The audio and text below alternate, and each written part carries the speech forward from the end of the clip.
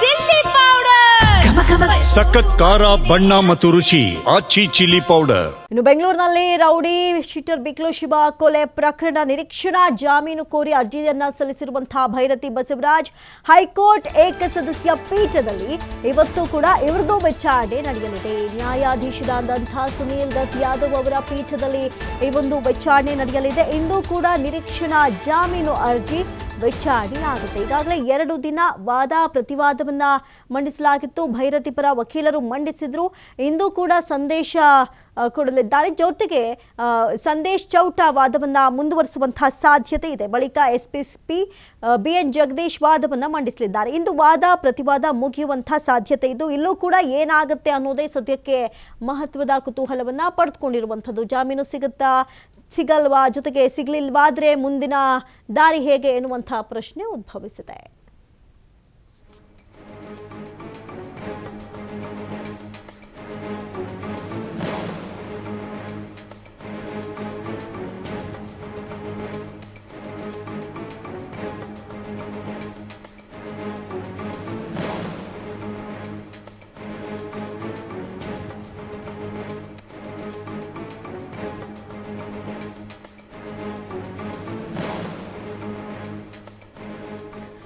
ಇನ್ನು rowdy sheeter ಬಿಕ್ಲು Shiva ಕೊಲೆ ಪ್ರಕರಣ ಸಿಐಡಿಗೆ ವರ್ಗಾವಣೆಯಾದ ಬಳಿಕ ಮಾಜಿ ಸಚಿವ ಭೈರತಿ ಬಸವರಾಜ್ ಒಮ್ಮೆಯೂ ನೋಟಿಸ್ ಜಾರಿ ಮಾಡಿಲ್ಲ ಅಂತ ಒಂದು ಕಡೆ ಬಸವರಾಜ್ ಪರ ವಕೀಲರು ಕರ್ನಾಟಕ ಹೈಕೋರ್ಟ್ನಲ್ಲಿ ವಾದವನ್ನು ಮಂಡಿಸಿದ್ರು.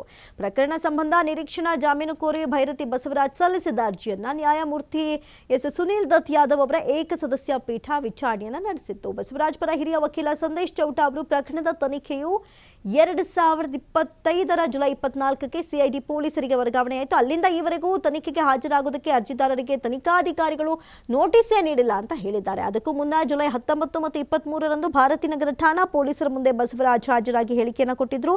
ಈ ಹೇಳಿಕೆಗಳು ಸುಳ್ಳು ಅನ್ನೋದು ನಿರೀಕ್ಷಣಾ ಜಾಮೀನು ರದ್ದತಿ ಕೋರೋದಕ್ಕೆ ಆಧಾರವಾಗೋದಿಲ್ಲ ಅಂತ ಕೂಡ ಈ ಸಂದರ್ಭದಲ್ಲಿ ಹೇಳಿದರು. ಸದ್ಯಕ್ಕೆ ಈಗ ಬಳಿಕ ಎಸ್ಪಿ ಬಿಎನ್ ಜಗದೀಶ್ ವಾದ ಮಂಡಿಸಲಿದ್ದಾರೆ. ಇವತ್ತು ಏನೆಲ್ಲ ಆಗತ್ತೆ ಅನ್ನೋದು ಸದ್ಯಕ್ಕಿರುವಂಥ ಕುತೂಹಲ.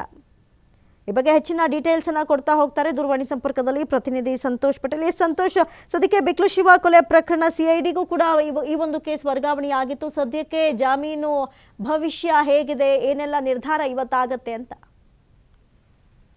ಸಿಐಡಿ ಅಧಿಕಾರಿಗಳೇ ಪ್ರಕರಣದ ತನಿಖೆಯನ್ನ ಈಗ ಮಾಡ್ತಾ ಇರುವಂತದ್ದು.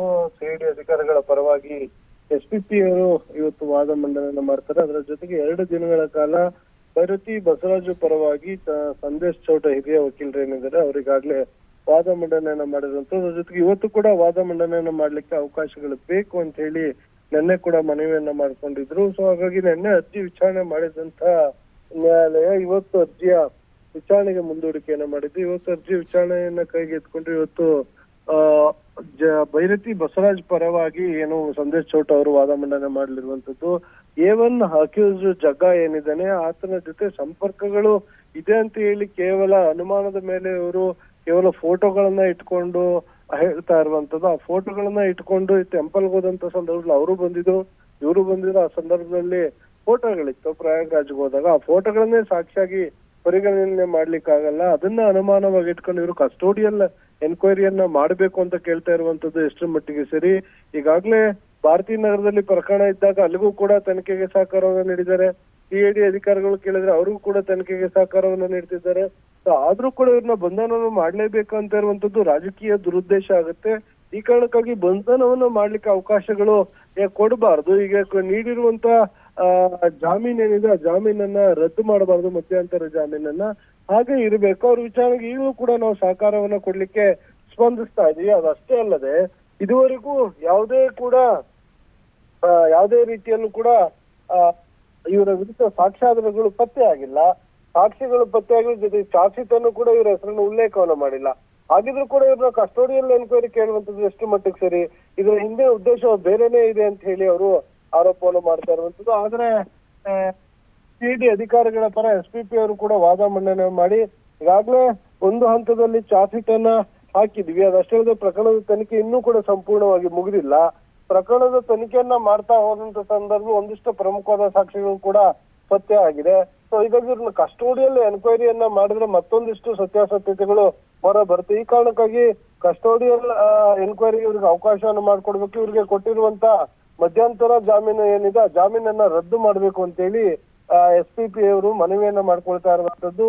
2 ದಿನಗಳ ಕಾಲ ವಾದ ಮತ್ತು ಪ್ರತಿವಾದವನ್ನು ಎರಡೂ ಕೂಡ ನ್ಯಾಯಾಲಯ ಆಲಿಸಿದೆ. ಇವತ್ತು ಕೂಡ ಅರ್ಜಿ ವಿಚಾರಣೆಗೆ ತೆಗೆದುಕೊಂಡ್ರೆ ಇವತ್ತು ವಾದ ಮತ್ತು ಪ್ರತಿವಾದ ಎರಡೂ ನಡೆಯುವ ಸಾಧ್ಯತೆ ಇದೆ. ಬಹುತೇಕವಾಗಿ ಇವತ್ತಿಗೆ ವಾದ ಪ್ರತಿವಾದ ಮುಗಿದ್ರೆ ಇವತ್ತೇ ಆದೇಶ ಬರ್ಬೋದು. ಒಂದು ವೇಳೆ ಇಲ್ಲ ಅಂತ ಹೇಳಿದ್ರೆ ಆದೇಶವನ್ನ ಕಾಯ್ದಿರಿಸುವಂತ ಸಾಧ್ಯತೆಗಳಿರುವಂತದ್ದು. ಹೀಗಾಗಿ ಇವತ್ತು ಏನೆಲ್ಲ ವಾದಗಳಾಗುತ್ತೆ ಪ್ರತಿವಾದಗಳಾಗುತ್ತೆ ಅನ್ನೋದ್ರ ಮೇಲೆ ಭೈರತಿ ಬಸವರಾಜ್ ಅವರ ಒಂದು ಭವಿಷ್ಯ ನಿರ್ಧಾರ ಆಗುವಂತದ್ದು. ಅಮೃತ. ಥ್ಯಾಂಕ್ ಯು ಸಂತೋಷ್ ಪಟೇಲ್ ತಮ್ಮೆಲ್ಲ ಡೀಟೇಲ್ಸ್ಗಾಗಿ.